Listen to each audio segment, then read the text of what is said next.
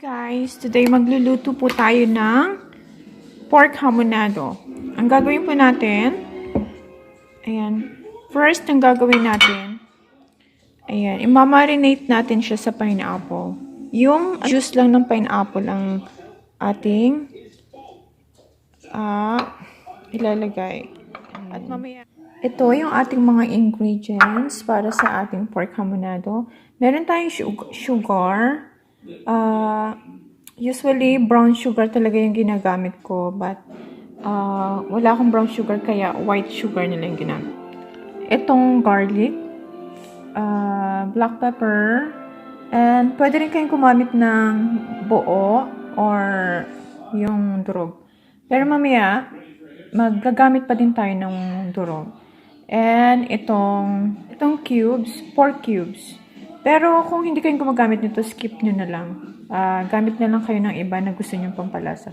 At itong soy sauce at pineapple chunks and onion at itong chilies. Ayan, tatlo siya. Ayan. Ayan.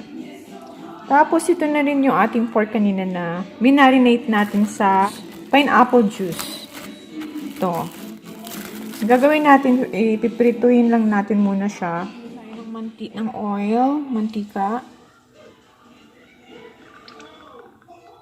Tapos, piprituhin lang natin to siya.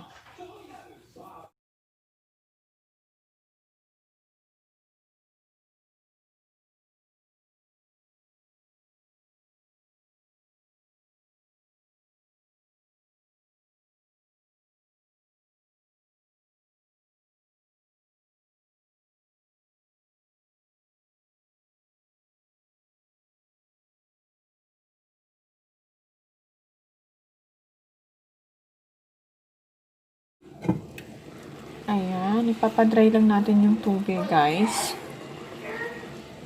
Tapos, hantayin natin mag-brown yung ating meat.